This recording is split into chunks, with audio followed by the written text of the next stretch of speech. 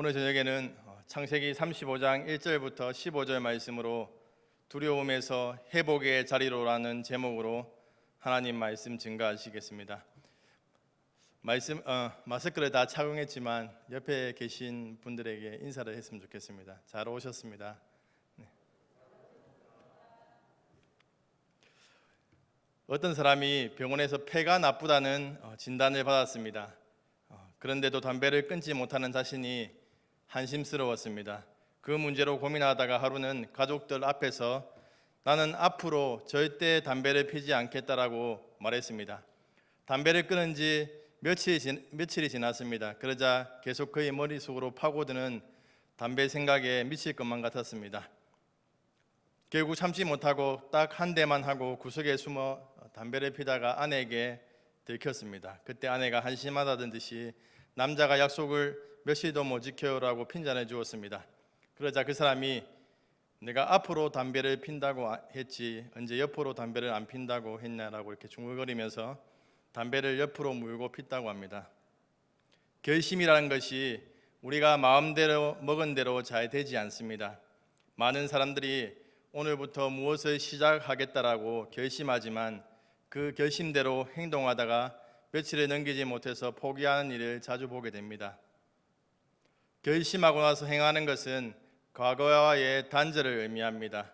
익숙하고 습관처럼 굳어져 있던 것을 조금은 익숙하지 않고 불편한 것으로 바꾸는 일이지요. 우리는 신앙생활을 할 때도 결단할 때가 옵니다. 결단은 현재에 안주하고 편하게 신앙생활을 하려고 하는 우리에게 경각심을 일으켜 줍니다. 그 결단의 부르심 앞에 우리는 올바른 반응을 해야 한다는 것이지요. 요한계시록 3장 말씀을 보면 예수님께서 라오디게아 교회를 향해서 결단을 촉구하고 있습니다. 영적인 안일함에서 벗어나서 내가 차든지 뜨겁든지 하기를 원한다고 강력하게 요청하고 있습니다. 라오디게아 교회는 하나님의 부르심 앞에 결단해야 했습니다. 자신의 영적인 상태를 진단하고 영적인 나태함을 회개하고 열심을 내야 했습니다. 물론 그 열심이 우리의 힘으로 생기는 것은 아닙니다. 신앙의 결단을 통해서 냉랭해진 우리의 마음에 하나님의 불이 임해야 합니다.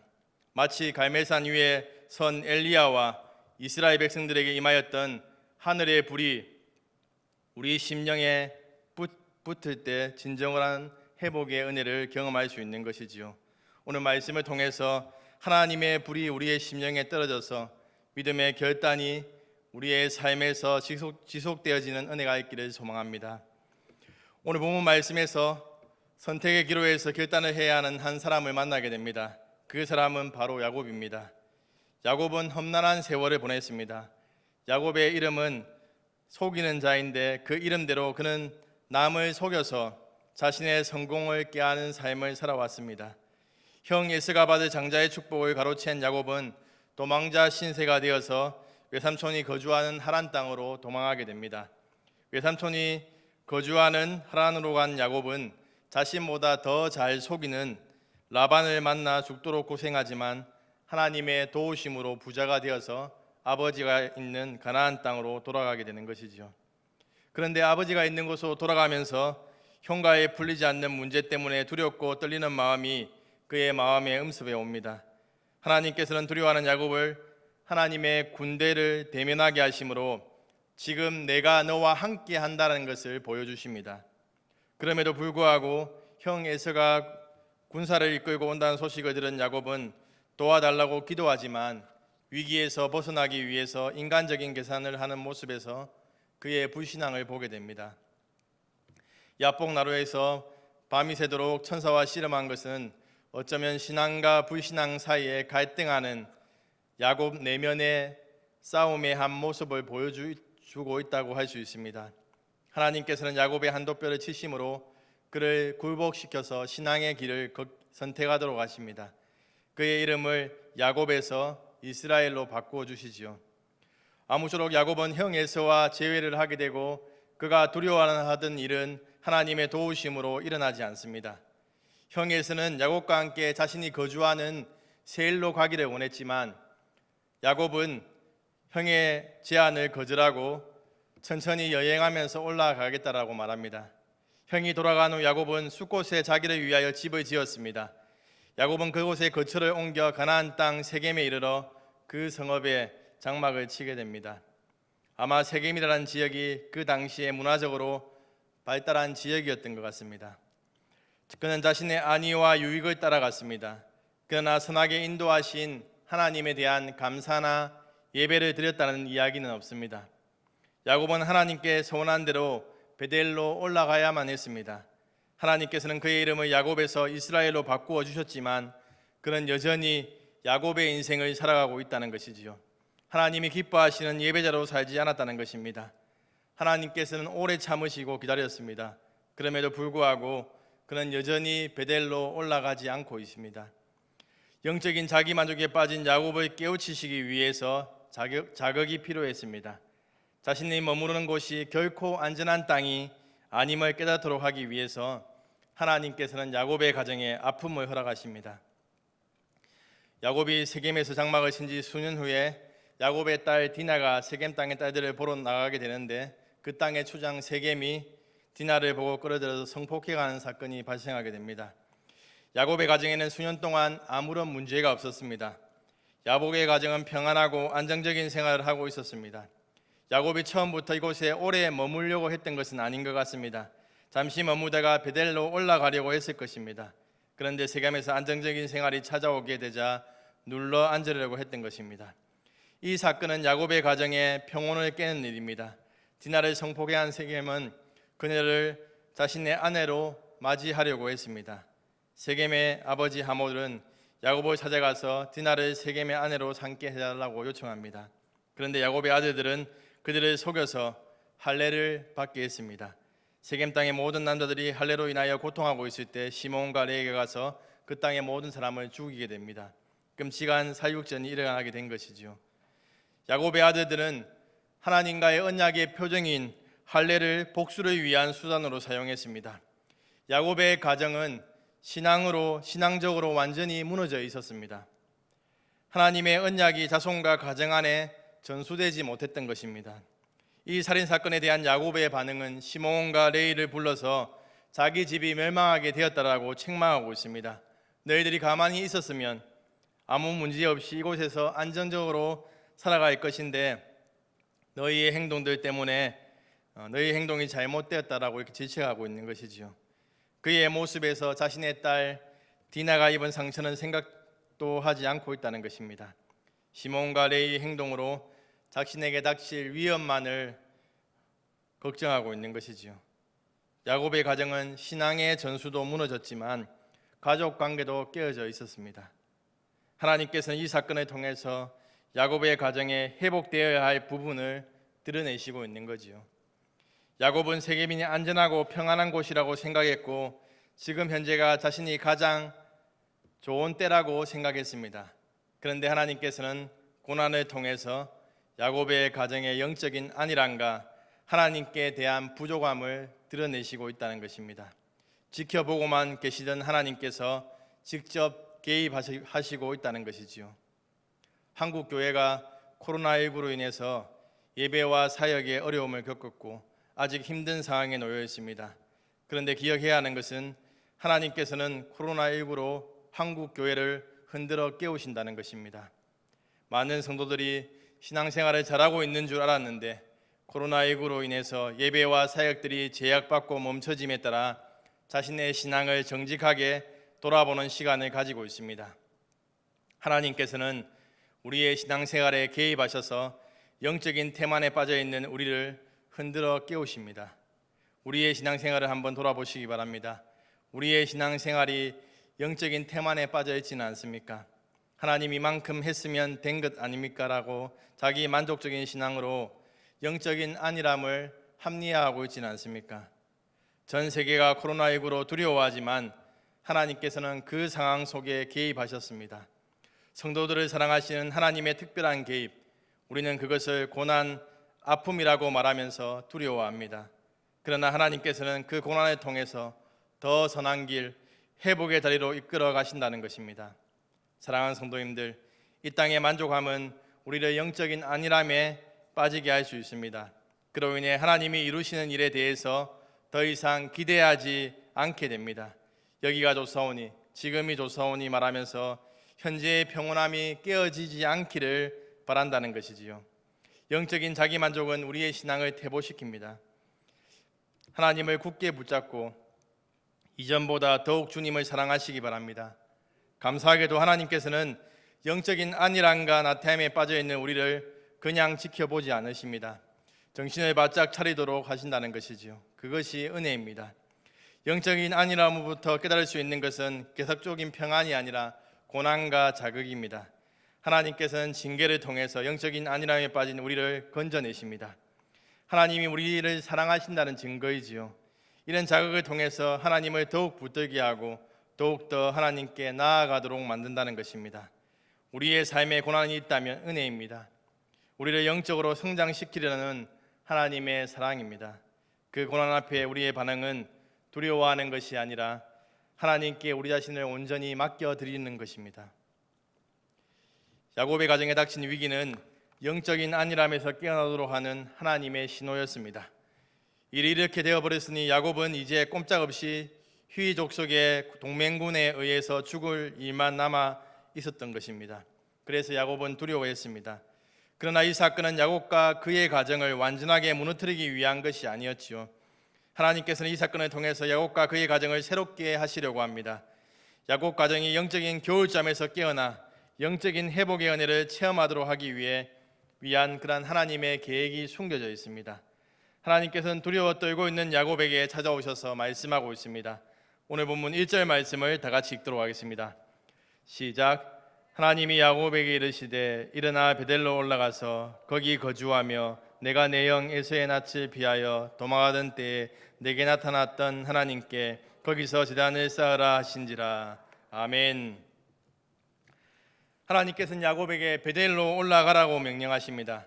베델로 올라가는 것은 가라는 하나님의 명령에 야곱이 순종하는 것은 쉬운 일이 아니었을 것입니다. 왜냐하면 야곱은 세겜에 수년 동안 거주하면서 비교적 안정된 삶을 누렸던 것입니다.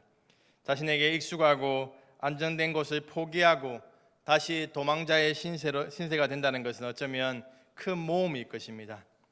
결단하기 위해서 큰 용기가 요구됩니다. 더군다나 베델은 사방으로 적의 공격을 받을 수도 있고 사람이 살기에 좋은 곳이 아니었습니다. 야곱은 선택의 기로에서 결정을 해야 했습니다. 그렇다면 왜 하나님은 야곱을 베델로 부르십니까? 야곱이 형 에서의 낯을 피하여 외삼촌 라반의 집으로 도망하던 때에 하나님께서 베델에서 나타났습니다. 야곱은 베델에서 하나님을 만나기 전까지는 이론적인 하나님밖에 알지 못했습니다. 조상들과 아버지와 어머니로부터 귀로만 들은 하나님밖에 알지 못했습니다.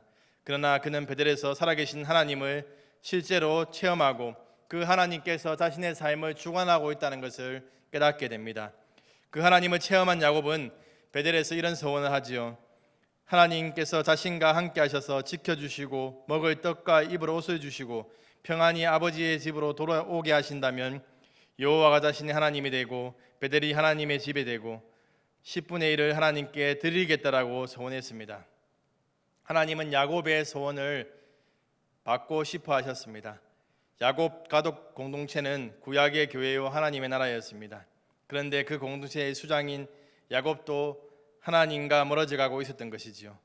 하나님보다는 자기 재산에 관심이 있었고 서원한 베델 땅보다는 세겜에 머뭇거리면서 신앙이 점점 세소화되어져 가고 있었다는 것이지요. 그뿐 아니라 부인들은 온갖 사치와 허영에 젖어 있었고 겉으로는 하나님을 믿는다고 했지만 실제로는 온갖 우상 숭배에 젖어 있었습니다. 야곱과 그의 가족은 새로워질 필요가 있었습니다. 그렇기 위해서 베델로 올라가야 하는 것이죠. 베델로 올라가는 것은 장소적인 것만 의미하는 것이 아닙니다. 베델로 가는 것은 하나님께로 다시 돌아감을 의미합니다. 베델로 가는 것은 예배가 회복됨을 의미하는 것이지요. 우리가 현실에 너무 안주하다 보면 신앙생활에 있어서도 계속 편한 것을 찾으려고 합니다. 하나님을 처음 만났을 때의 감격과 기쁨을 잊어버리게 된다는 것이지요. 그런데 하나님께서는 자신이 선택한 백성을 그냥 내버려 두지 않습니다. 하나님께서는 고난을 통해서 자신의 백성을 깨우치십니다.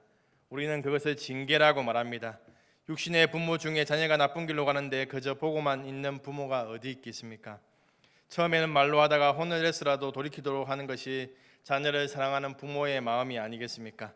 하물며 하나님께서는 성도들을 사랑하시기 때문에 징계를 통해서 우리의 영적인 안일함을 깨뜨리십니다. 우리가 당하는 고난을 육적인 눈이 아니라 영적인 눈을 가지고 보아야 한다는 것이죠. 고난을 통해서 우리의 영적인 삶에 경각심을 가져야 합니다.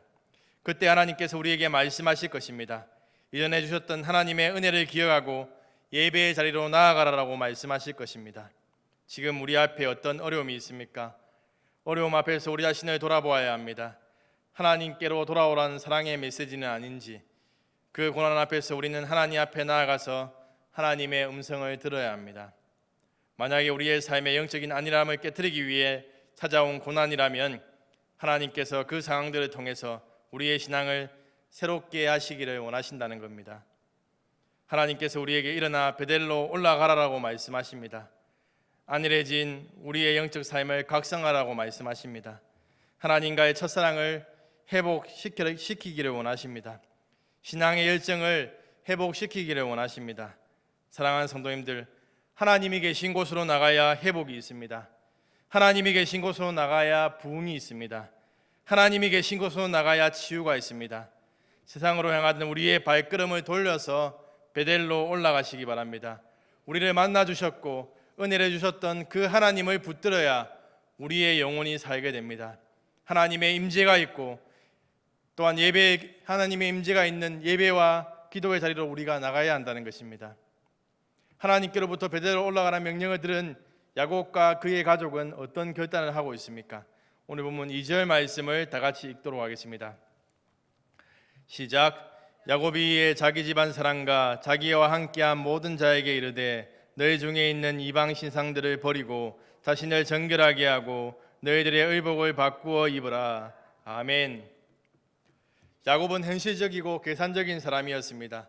이전 같으면 베델로 올라갔을 때 자신에게 주어질 이익들에 대해서 주판을 굴리면서 세겜과 비교했을 것입니다. 그런데 하나님의 명령이 떨어지자 머뭇거리거나 망설이지 않습니다. 즉각적으로 순종하면서 자기 집안의 모든 사람들을 향해서 베델로 올라가서 하나님을 예배하자라고 명령하고 있는 것이죠. 베델로 올라가는 것은 과거를 청산하는 것입니다. 지금까지 행하던 모든 잘못된 것을 바로 잡아야 하는 것이죠. 야곱은 베델로 올라가기 전에 자기 집안 사람과 자기와 함께한 모든 자에게 이방 신상을 버리고 자신을 정결하게 하고 의복을 바꾸어 입으라고 명령하고 있습니다.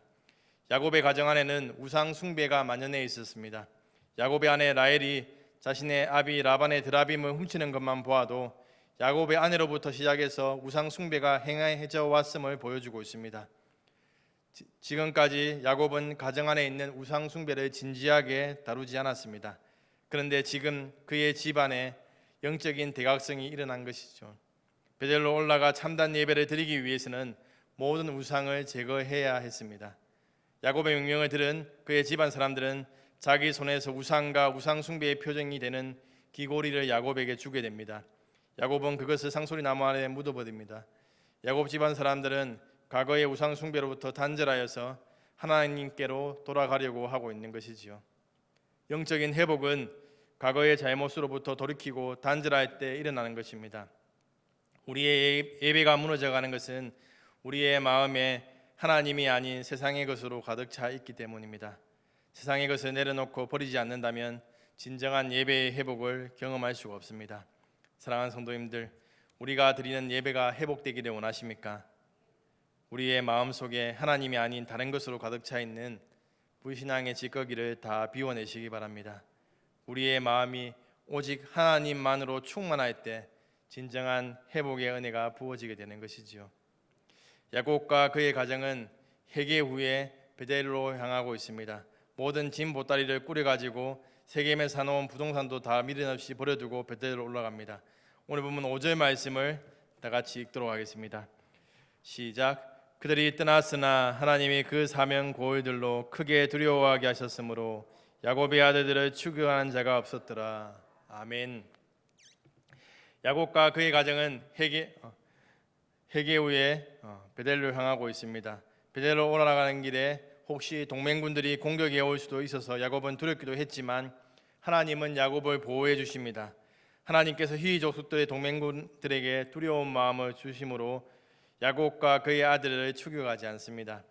야곱은 하나님의 보호하심으로 하나님께 서원하였던 베델로 올라가게 됩니다. 오늘 본문 말씀에서 보여주듯이 말씀에 대한 순종은 모든 악한 상황을 선으로 바꾸어주시는 하나님의 능력을 체험하는 기회가 됩니다. 그런데 우리는 문제를 만나게 되면 즉각적으로 순종해야 함에도 불구하고 하나님을 향하여 해결해 주시면 순종하겠다라고 할 때가 얼마나 많이 있는 줄 모릅니다. 불안하고 두렵더라도 순종하면 기적이 일어나게 됩니다. 우리 앞에 고난이 있습니까? 자꾸 고난 해결에만 집중해서 하나님이 순종을 요구하시는데도 길을 막고 있지는 않습니까? 하나님의 음성을 듣고 순종하면 고난은 자연스럽게 해결되는 것이지요. 하나님은 고난을 통해서 우리의 순종을 저울질하십니다. 하나님께서 말씀하시면 즉각 순종해서 고난을 복으로 바꾸시는 하나님의 능력을 경험하시는 성도님들 되길 소망합니다. 야곱은 우여곡절 끝에 루스라고도 하는 베델에 이르게 됩니다. 중요한 것은 야곱이 베델에 도착해서 자신에게 나타나셨던 하나님을 기억하고 단을 쌓았다는 것입니다. 오늘 본문 9절 말씀을 다 같이 읽도록 하겠습니다. 시작. 야곱이 밧단 아람에서 돌아오매 하나님이 다시 야곱에게 나타나사 그에게 복을 주시고 아멘. 오늘 본문 말씀은 야곱이 베델로 왔을 때 비로소 돌아왔다라고 기록하고 있습니다. 야곱이 하나님께 단을 쌓았을 때 하나님께서 야곱에게 나타나시지요. 베델로 돌아왔을 때 진정으로 하나님께 돌아온 것입니다. 창세기 28장에서는 야곱이 꿈속에서 하나님을 만났지만 이제는 하나님께서 직접 나타나신 것입니다. 그의 신앙이 진전되어진 것을 보게 되는 것이죠. 하나님께서는 그의 이름을 이스라엘이라고 불러주십니다. 그가 이제는 어느 정도 이스라엘로서의 면모를 갖추게 된 것이지요. 하나님께서는 그를 통해서 아브라함에게 주셨던 언약이 이어져 가게 될 것임을 약속하고 있습니다. 우리가 기억해야 하는 것은 회복이라는 것은 이전으로 돌아가는 것이 아닙니다. 우리는 흔히 은혜를 사모하는 마음에서 이전에 가졌던 열정과 신앙을 회복하도록 구합니다. 그러나 하나님께서는 우리에게 회복을 허락하실 때 이전에 경험해 보지도 못한 큰 회복의 은혜를 주신다는 것입니다. 그 회복을 경험하기 위해서는 암울한 시기, 고난의 시기를 통과해야 된다는 것입니다. 고난의 시기를 통해서 나는 할 수 없습니다. 하나님만이 하실 수 있습니다. 하나님만이 나의 주님이십니다라는 고백이 회복으로 이끄는 통로가 된다는 것입니다. 말씀을 마무리하겠습니다. 야곱과 그의 가정이 세겜에 머무를 때 진정한 부흥이 없었습니다. 물질적인 안정과 풍요로움을 어느 정도 누렸지만 부흥의 은혜는 경험하지 못했습니다. 그러나 베델로 돌아왔을 때 진정한 부흥이 일어났습니다. 세겜이 아니라 베델까지 가는 것이 하나님께로 돌아가는 것입니다. 베델로 돌아가는 것은 야곱의 가정의 예배가 회복되는 것이었습니다. 사랑하는 성도님들, 우리는 지금 어디에 머무르고 있습니까? 세겜은 아닙니까? 안정되고 평온한 삶이 나의 안정감이 되어 있지는 않습니까? 많은 성도들이 문제를 안고 교회에 나와서 열심히 기도하고 예배 참여해서 그 문제가 해결되면 그들의 열정이 식게 되는 그런 것들을 보게 됩니다. 힘들 때는 많이 기도하고 예배를 사모했는데 문제가 해결되면 그런 영적인 안일함에 빠지게 된다는 것이지요. 현재를 마치 자신의 인생에서 가장 최적의 상태인 것처럼 착각할 때가 많이 있습니다. 코로나19로 인해서 성도들의 믿음의 기반이 무너진 이때에 하나님께서 우리를 향해서 베델로 올라가라고 말씀합니다. 두려움에 갇혀 갈팡질팡하는 우리에게 하나님께서 언제까지 하나님과 세상 사이에서 머뭇머뭇거리느냐라고 말씀하고 있는 것이지요. 우리에게 믿음으로 결단하는 용기가 필요합니다. 결단하는 자들에게 회복의 은혜를 베풀어 주실 것입니다. 만약에 우리가 순종하지 않으면 하나님께서는 베델로 올라갈 수밖에 없는 상황으로 몰아가실 수도 있습니다. 그것도 은혜이고 사랑이지만 그 상황은 별로 유쾌하지 않습니다. 우리의 삶을 각성하여서 부어주실 부흥을 준비하시기 바랍니다. 그로 인해 이전에는 경험하지 못한 하나님의 은혜로 우리의 믿음이 진보될 줄로 믿습니다. 말씀을 기억하며 베델로 올라가 회복의 은혜를 풍성하게 받으시는 성도님들 되길 주님의 이름으로 축복합니다. 우리 시간 말씀을